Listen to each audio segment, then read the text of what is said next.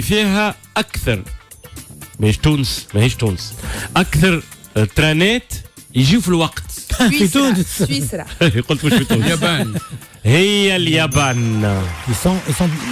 مش مرة عملوا من 10 كيلو سكوند دو غوتار خرج يعتذر حاجة ما تصيرش معناها يكون دقائق روتار، حاجة معناها كارثية بالنسبة لليابانيين. بالنسبة لأوروبا وحسب تقرير خرج في 2017 ودراسة على طول 5 سنين من 2012 2017 على احترام القطارات المواعيد في أوروبا، نلقاو اللي في المرتبة الأولى في اوروبا الالمانيا، سويسرا المرتبه الثانيه، وهولندا الثالثه، والنرويج الرابعه، واسبانيا الخامسه. بلجيكا الاولانيه هي لاتفيا في اوروبا الشماليه. فرنسا تجي في المرتبه 11، وايطاليا في المرتبه 12، وبلجيكا في المرتبه 13. الدراسه هذه رتبت كل البلدان اللي ترى ما يفوتش فيهم 5 دقائق و29 ثانيه روتار. نعرف بلاد فيها تران ما تعرفش وقت يجي مثلا. اما في العالم الكل نلقاو اليابان هي اكثر بلاد فيها القطارات بونكتويل، اكثر روتار ما يفوتش 6 ثواني. والله يا سامي مش معناها اللي اعطائي كل ذي حق حقه. انا مع ذلك. انا نسكن في البونليو، وكنت ناخذ ترينو قبل 2011 والله العظيم يجي كل 12 يعني تجي كل 12 دقيقه. لا منظم هذاك، منظم لا كان منظم. لا زاد كان كل 12 دقيقه يجي ترينو في وقته، معناها اذا كان عملت 3 4 مينوت دو روتار تسمى برشا.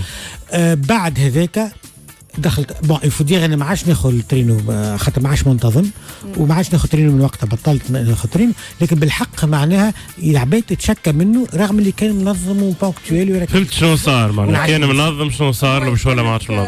الترينو اللي يجي في الوقت ما يحكيوش عليه في الصحافه هذا.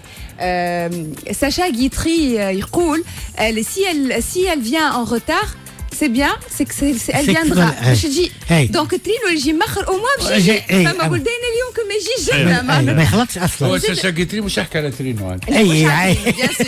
وسامحني والحاجه الاخرى زاده حتى كان يجي قبل الوقت زاده غلطه، ما مش قبل الوقت. لا عندي صديق انا مشى مره اليابان لانه اخوه يقرا في طوكيو، يقرا في اوزاكا، وخذيت من بقعه لبقعه، فخلى اورديناتور فيها اوراق توسا وهبط في المحطه ذيك. دونك كي خرج معناها عنده فاليجه ايتو، تفكر الساك اللي فيها الاورديناتور ايتو، مشى للديكلاراسيون. قال لك الكيفيه اللي استقبلني بها الراجل باش يقول لي راهو ماهيش مشكله لهالدرجه، من خاطر هو كان فيها اوراقي وفيه. قالوا لي ما تخافش، قالوا حتى مشكله تو سويت. قالوا وصل بتاتر 4 5 محطات اخرين، قالوا طيب يمشي ما عنديش الحق نرجعه، ويمشي للترمينوس ويعاود يرجع. قالوا ساكي ما عادش باش نلقاه. قال يا ولدي تلقاه، قاعد يستنى. قالوا بالوقت ترجع لي ساعه اخرى مثلا ولا ساعتين اخرين. رجع قال لك قالوا نحب نقول لك حاجه، راهو في اليابان كي يلقاو حاجه يجيبوها لنا. فوالا هذه الاجابه. تو ناتورالمون سامبلومون. خليت مره ساك في كسوة كاملة عربي معناها جبة ودبشها كامل بصباطها بشاشيتها معطاها ربي محطة برك. مشيت محطة برك. وين كانت الديستيناسيون فينال نتاعها؟ وين ماشية؟ للمرسى. عندها مناسبة هو؟ لا أنا كنت في مناسبة. أي شنو هي المناسبة؟ لا والله يوم الوطني للباس اليوم اللباس الوطني. يوم اللباس الوطني. هبط باعتبار نهبط الترين وما جاتش باش نهبط هكاك نبدل ونبان زين، هبطت في حوايجي بدلت في البيرو وقعدت بهم. كي جيت مروح نزعت بدلت في الواحد. يا ليتني خليتهم وقعدت بهم. هي ثقافة ان شاء الله الثقافة نتاعنا احنا تمشي انه نورمالمون ثقافة المجتمع نتاعنا واخلاقنا ومبادئنا لازم تكون موجودة في الكوتي الايجابي كما نراوها في الاوكسيدون. شنو اول هاتف بطبيعة الحال مع فما برشا ناس مازالوا محافظين على هذا، شنو اول هاتف ذكي ايكران تاكتيل في التاريخ؟ اول هاتف ذكي اي اكلي هذا اللي تعمل هذاك سمارت فون. اول هاتف سمارت فون في التاريخ 2007. اون بو سيتي لا مارك مش على الماركه هذول فما هو شنو هو التليفون؟ اذا كان تليفون مش تسميه ماركته معناها. نافع عليك.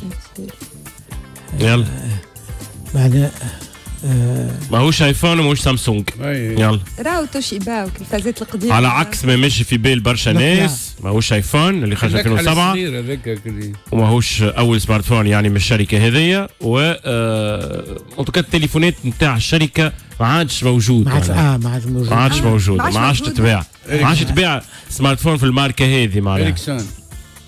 لا مش إريكسون. إريكسون محلت بلاك بيري. لا بلاك بيري ترى على مود. اي وقت بعد اختفى. هو اي بي ام سيمون. اي بي ام هي خرجت اول. اي بي ام خرجوا حتى كتيله. في بالي انقرضت من قبل. خرجت في وقت خرجوا لي زيكرون تاكتيل على سمارت فون. كان اي بي ام هو اول ايكران تاكتيل. ورغم انه معناها خرج بكري التليفون هذا وفيه خاصيات نتاع السمارت فون يعني كوميرسياليزي. بعدها بعد نلقاو برشا تليفونات اخرين من انواع اخرى مختلفه. فما شكون انقرض وفما شكون مازال. فما حاجه انا معناها نشوفها تري سينيفيكاتيف على الفيسبوك. فما لي كورب هذوكم نتاع المراتب والشيفر دافير نتاع الشركات اللي تصنع التليفونات. مثلا ترجع لسنوات ال90 تلقى شركات اخرى مختلفه ما عادش تسمع بها اليوم يعني. وحتى توصل ل 2018 2019. لو فات اللي سوسيب يسال السؤال هذا تفهم اللي انقرضت مش اشهارها. لا انا والله ديجا انا عهد في مخك تدخل لي تليفوني بيام نفكر التليفون اللي قد لي جور هذاك اللي هكا كبروا وفيه اونتين هكا طويله هكايا. الاختيام هذاك. لكن عندي واحد بي ام هكاك لونه اخضر الالوان زاد. هو في خاصيات نتاع سمارت فون كي خرج 93. والإريكسون ار 380 اللي خرج في 2000 هو اول سمارت فون تباع معناها كوميرسياليزي. الاخر فيه خاصيات سمارت فون. فما حاجه شفتها في امريكا نذكر من عاش كان وصلت لنا لتونس. كانت عندهم موضه البيبر قبل وصلت شويه بالكل تونس. ما نبايو اون غراند ايكول كيما المينيتيل وصل مخر وما سمع فيس عائلتي 3615 و 3617 3616 لا. شنو اقدم حمام في المدينه اللي مازال يخدم لليوم؟ اقدم حمام في تونس مدينه تونس شو اسمه الجرانا. حمام الجرانا بالسوق المسقط على الجرانا في الحفصيه. يرجع بناؤه الى العصر سنه لا 800 وقديش نسيت بلادي 989 يعني اواخر القرن الرابع الهجري. الحمام هو مؤسسة عريقة في تونس موجود منذ العهد الروماني وانتقل للحضارة الرومانية من الحضارة اليونانية. كشفت الحفريات الأثرية على أقدم الحمامات الخاصة اللي قعدوا منها أثار وكانوا تابعين القصور الإيجية اللي يرجع تاريخها ما بين 1700 و 1400 سنة قبل الميلاد. يجي معنا في المملكة في اليونان.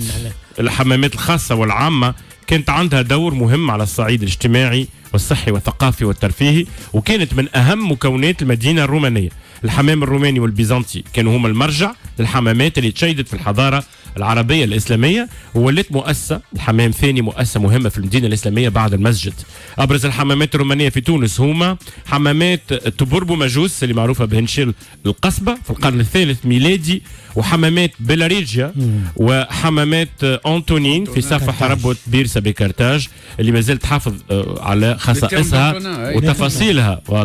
فيها قاعات الاستحمام الباردة والمعتدلة والحارة ومسبح بالقاعة الباردة وقاعة أخرى للتمسيد بالزيوت النباتية الطبيعية. بعد سقوط الإمبراطورية الرومانية وبقايا الإمبراطورية البيزنطية اندثرت أغلب الحمامات هذه ومع عودة ظهرت كان في الحضارة الإسلامية. تونس مازال فيها عشرات الحمامات الإسلامية الأثرية والتاريخية اللي اندثرت في برشا بلدان عربية ومتوسطية بخلاف مدن وأرياف تونس كما القيروان والتستور وباجة ومجاز الباب وسوسة والمهدية وجابس ونابل واللي مازالوا فيهم حمامات قدم.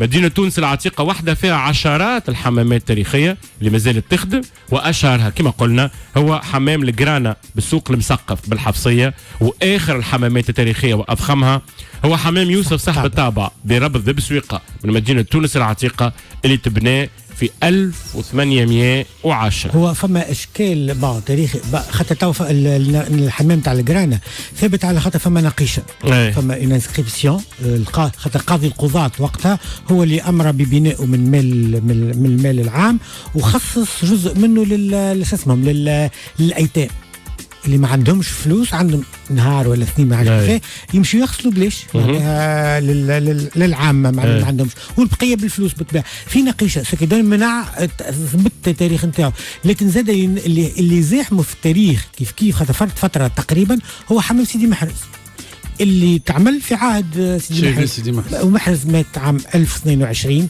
ولذا الحمام عمل من قبل. وحتى فيه في ظهير مع السلطان الامير صنهاجي في الظهير اللي بعثوا الرساله بعثها سيدي محرز يسمح له فيها في حاجات خاصه بمعنى اكزونوري دي زامبو كل شيء من الجمله يقول له اعفاء من الضرائب. اعفاء من الضرائب كان معفي خاطر كان السوق كله بتاعه معناها فكان معفي من الضرائب، لكن يزيد يقول له وعدم التعرض للنساء في دخول لحمامكم، بخاطر فما كانوا بعض ناس وفقهاء خاصة كانوا يمنعوا النساء من الذهاب الحمام. كانوا ميكس قبل لا معناها حمام للرجال وحمام للنساء. اما هكا كانوا بعض الفقهاء يقول لك الحمام ما يمشوش، ما لازمش يمشوا للنساء. جاش عمل له معنى الظهير سيدي محرز ديفوندي ان المراه تمشي للحمام في الزمان هذاك. الظهير نتاع السلطان نتاع الامير يعطيه الاذن معناه يقول له عدم التعرض للنساء في دخول لحمامكم معناها الوغ يقعد هذوكم الاثنين اقدم ما فما معناها سيدي محرز والجرانا. نحب نرجع لي تيرم دونتونا ولا كون تي برون ان جيد كيما كنت تقرا فيه معناها سرد للحمام والكومبوزيسيون نتاعو تشوف اللي معناها on n'a pas inventé la poudre la composition les termes d'Antonin اللي ما زالت اوتنتيك. وانا معناها ننصح برشا ناس يهزوا صغارهم ويمشيوا يشوفوها مازال معناها مازال دون ان ايتا انت اون سويفون ان جيد وبلاريجيا في محمد السبا والحمامات مودرن اللي اليوم معمولين بلاريجيا ظهر زاد ils sont faits de l'entrée بعدش الفيستيبول بعدش بيت البارد الفريجيداريوم اللي جت منها الفريجيدير، ومن بعدش تيداريوم وين فما مساج وغيره، ومن بعدش فما الكالداريوم معناها ثلاثه البيوت اللي نعلتها. الحاجه طريفه هذه مش ممكن معلومه للناس، فحمام الحمامات تونس القديمه حمام الشابه ساعه ماما اضطروا مش يجدوه. طلبوا وقتها من البناي الله يرحمه عم حسين كان بناي وقتها معروف وكل شيء نعرف اسمه مش قدوا مش يطلبوا منه مش يقدر حتى سيتي دون لي زاني 60 دونك نورمال مش يجدوا هذا عبد حسين البناي مش يجدوا. هو كان سوري برشا معناها باغمي الفاق الجديده نتاع البنايه وقتها فهمت. الوغ بدا يخدم كل شيء يخدم وعمل بدل قاعه وبدل كذا، لكن لاحظوا انه الحمام بارد معناها ما يسخنش قد ما يسخنوه المحل واحد كل شيء ما يسخنش. مشكله كبيره هذه مشكله. فتشكل هو ذكر لوالده خاطر هو بناي بالوراثه معناها والده كان بناي كبير عمك عمار معناها كان بناي عظيم. يا اخي والده قال له كيفاش عملت؟ قال له عملت كذا. قال له زقاق اش عملت فيه؟ قال له انا زقاق. قال له زقاق الملح. قالوا الحمام قالوا شو الحكايه كانت لاحظوها مشوا كي تمشوا للحمام لاحظوها كي يبدا فارغ الحمام تصب الماء في البيت السخون تلقى من في فم الخاص السخون هذيك النحاسه القاعه تشيح فيسا فيسا وعمل تخرج عامل اونفي عمل تضييق هذيك تحت القاعه يحفروا حفره معلوم معناها يعملوا كالكول تاع الاسباس ويصبوا فيها الملح الحجر حشكم ومن بعدش يصبوا عليه الرمل وكل شيء ويعملوا اونفي هذيك خاطر سي اون كوندويت دو شالور معناها ويعملوا اونفي علاش ينقصوا هما خارجين مش السخانه تنقص عمل تخرج البيت البارد عمل تنقص السخانه بور غاردي لا شالور الانتيريور حتى تخرج من القاعه تعديوا الحمام كمان لا تعديوا الحمام الفرنقي وهذاك الفرنقي اللي كان يسخن كان حاجه اخرى كانت عنده ينجم يشوف الحمام لا هذاك خاطر انا جو سي بوزي توجور لا كيستيون الحمد لله الفرنقيه وعندهم شايف نتاعهم عصفور صح ابراهيم الطيف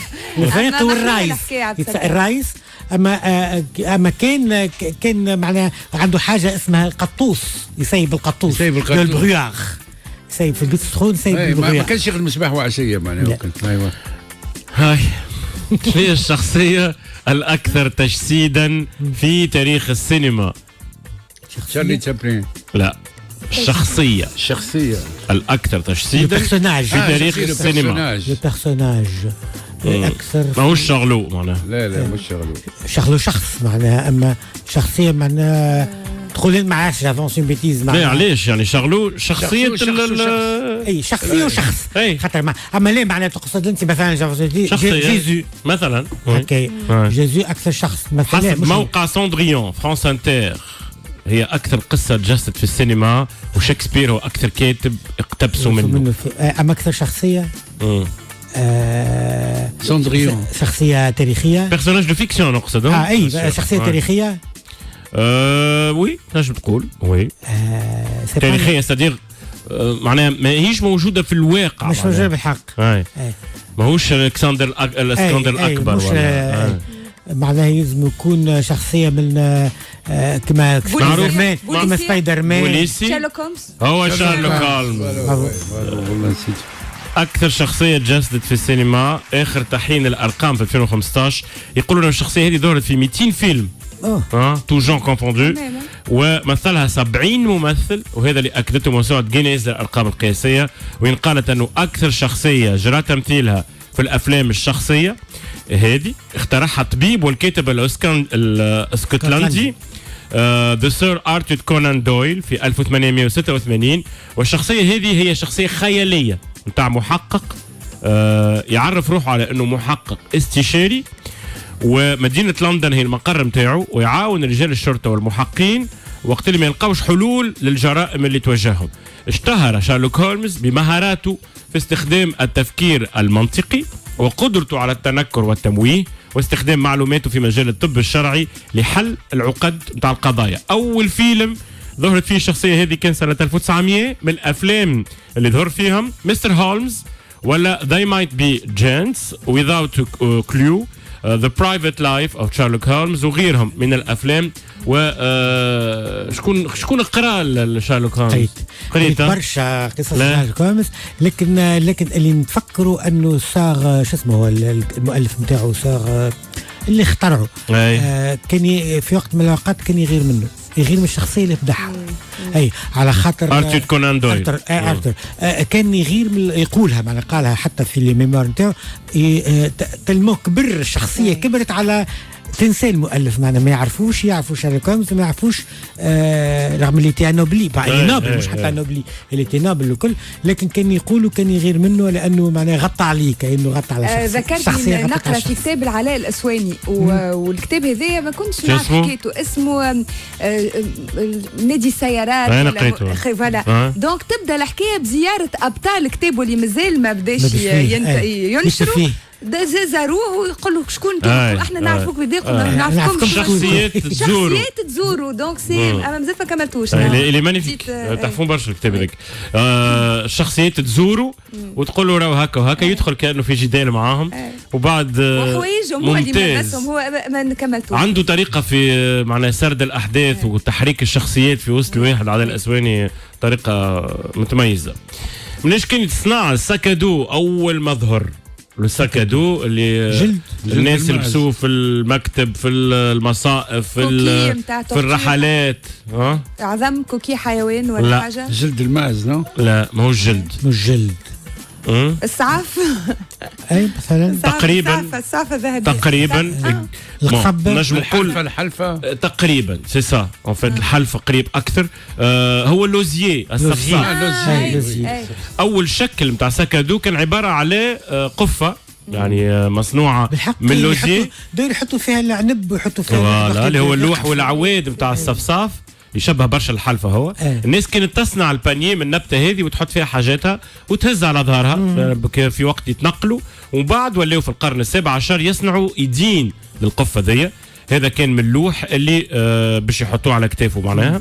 بعد 200 سنة تعوض المواد هذه بالجلد، وهذا كان أول شكل متاع سكادو يشبه اللي نستعملوه اليوم معناها تقريبا في 200 سنة. بعد في 1909 تعوض اللوح بالميتال والكوير تعوض بالقماش.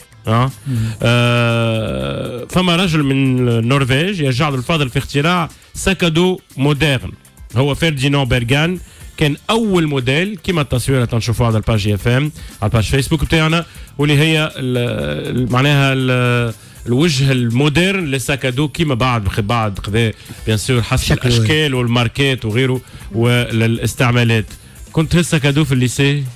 وي سيتي وقت ليبوك تاع الكراتب ما عادش برشا لموضه معناها.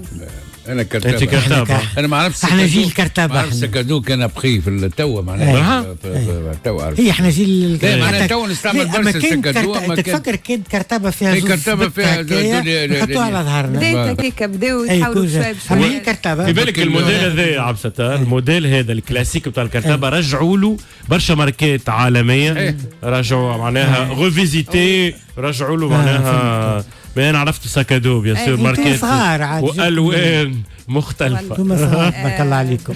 احنا كرتابه يا كحله يا قصلي يا قصلي هذاك هو اللي فما مش مارون مش كلير مارون ما قصلي كم نسمي لي الالوان قصلي فما جوهري وقصلي هذيك هو اللي سماوي الازرق الازرق الفاتح الاخضر شو نسميوه فستقي ولا كباري ولا زيتوني ولا زيتي انت ولا الميونس على الاخضر.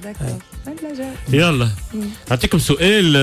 فما وجه شبه ما بين هتلر وفيلم بيوتيفول مايند وبريتني ميرفي؟ فما حاجه تجمعهم هي شكون تفرج فيه بيوتيفول مايند؟ تفرجت فيها ما نسيت حكايته، نسيت تفرجت فيه نذكر الاسم بالكدا. فما حاجه ما بين الشخصيه وهتلر والفيلم هذايا؟ بين شخصيه الفيلم ولا il faut chercher du côté de situation ما بيناتهم حاجة معناها حالة نفسية معينة. جنون العظمة هو جنون العظمة. جنون العظمة وي العظمة شوية يروى بالراس. البارانويا هو مرض عقلي يتميز بأنه المريض به عنده هذيان واضح معناها، وبالنسبة لي مشاعر العظمة ذي أنه هو يحس روحه فوق الناس الكل، يحس بالثقة المفرطة في الذات والتباهي بالنفس لدرجة الجنون. مش في باله أنه هو شخص عظيم عنده ذكاء خارق وأنه مختلف عن بقية الناس، وحتى حد ما هو كيفه عنده قدرات خارقة، مواهب عظيمة، علاقات، أموال، غيره. جنرالمون يكونوا معناها كلهم توهمات أو أوهام عكس الواقع. في أكثر الحالات يبدأ شخص عادي كما يظهر معناها للناس الكل، لما عنده ثقة كبيرة بالنفس ومستحيل تبدلوا رايه على الأفكار اللي في عقله كان تواجهه بالحقيقة تواجهه بها، يحس أنك تكرهه ولا حاقد عليه وأنك تحب تعمل له حاجة خايبة غير منه. يوصل المرض بها أنه يخمم من العالم حتى الشيء بليش به هو، خاصة كي يبدأ مشهور وعنده ديفان. نعرف برشا ناس هكاك. من الأشخاص اللي معروفين أنهم أصيبوا بجنون العظمة نلقاو هتلر، ريتشارد نيكسون اللي الأطباء أنه اتفقوا أنه مريض بجنون العظمة، جون فوربس ناش عالم اقتصاد شهير ربح برشا جوائز أشهرها نوبل للاقتصاد، وكان من العلماء الأذكياء بصفة كبيرة خاصة في المسائل الحسابية وغيره.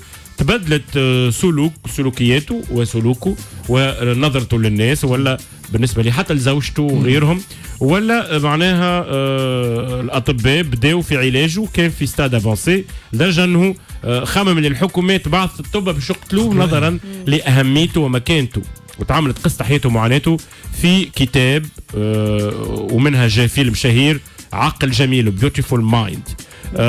بريتني ميرفي مثلا كانت فنانة أمريكية توفت عمرها 32 سنة في 2009. ظهرت مرة أمها في فيلم وثائقي على حياة بنتها وقالت اللي هي كانت تعاني من جنون العظمة، تتخيل أن الطائرات تحلق فوق رأسها وأنها تحت المراقبة وطبيعة الحال هذا كله كان تهيؤات.